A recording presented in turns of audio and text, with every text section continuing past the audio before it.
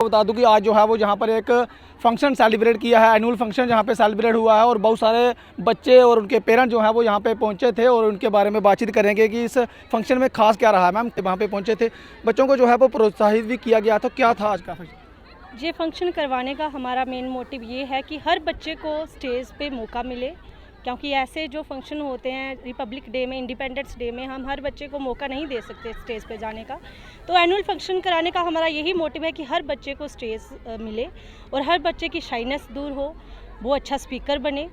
और बच्चों जो हमें अभी बच्चों का इसका जो भी आज टॉपर आए हैं उनको भी प्राइज़ डिस्ट्रीब्यूट किए हैं।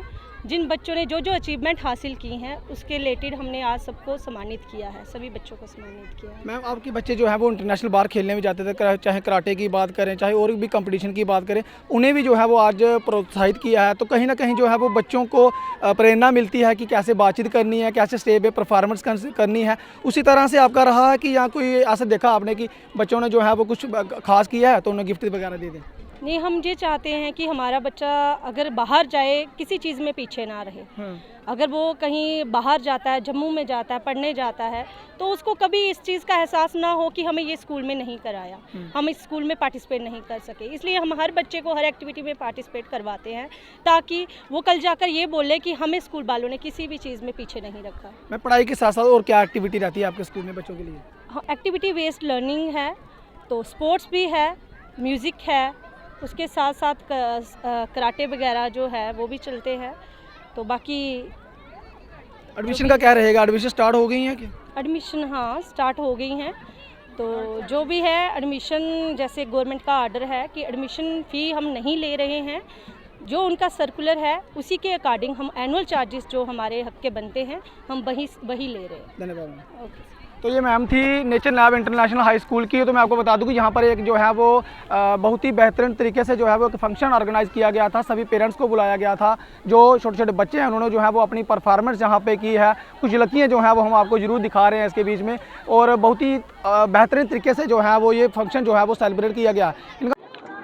The nature lab international high school के प्रिंसिपल जो है वो हमारे साथ मौजूद है। मैं आपको बता दूं कि ये याडीओ रिटायर भी हैं और अब जो है वो the nature lab international high school के प्रिंसिपल हैं। करेंगे, रूबरू करवाएंगे कौन सी कमियां थी आपको जो लगा कि यहाँ पे कमियां थी उसे जो है वो पूरा कर रहे हैं अब। Thank you Ram ji.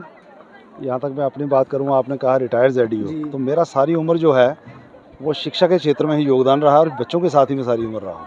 तो मैंने सोचा कि ये रिटायर होने के बाद टाफियाँ बेचना शुरू कर दूं, ये अच्छी बात नहीं। तो शिक्षा के क्षेत्र में अगर मैं कोई योगदान दे सकता हूं और मेरी वजह से अगर 2 बच्चे भी अच्छी शिक्षा किसी मुकाम पर पहुंच सकते हैं तो मैं अपने आप को भाग्यशाली समझूँ।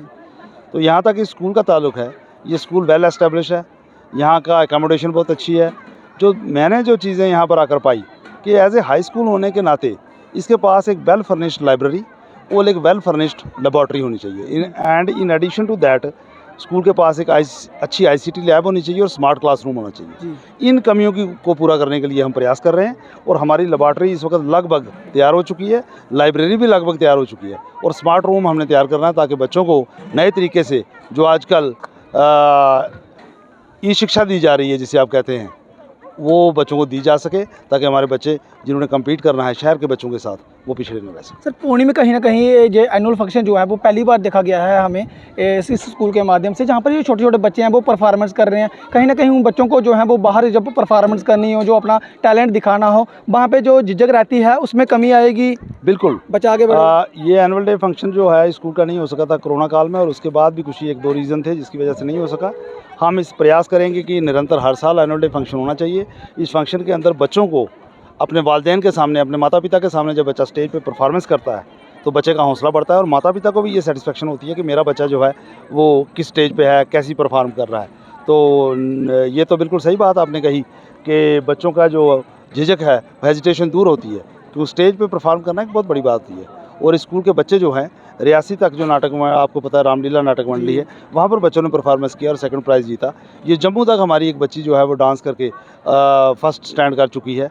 तो हम कोशिश करेंगे कि बच्चों की स्कूल के अंदर ऑलराउंड डेवलपमेंट हो, सिर्फ बच्चे एकेडमिक साइड ना हो, सिर्फ मार्क्स ही ना लें, बल्कि ऑलराउंड डेवलपमेंट हो। वो अपनी खेलकूद में हो, स्पोर्ट्स में हो, गेम्स में हो, पेंटिंग में हो, वो डिबेट्स में हो, सेमिनार में हो, सिम्पोजियम में हो, वो अपने जो है डोगरी भाषा के जो सांस्कृतिक कार्यक्रम हैं उनमें भी भाग लें ताकि वो हर क्षेत्र में आगे बढ़ें। और उनके पंख तो बहुत अच्छे होते हैं बच्चों के, लेकिन उन्हें प्रवास देनी पड़ती है और वो प्रवास देने का हम कोशिश करें। धन्यवाद सर।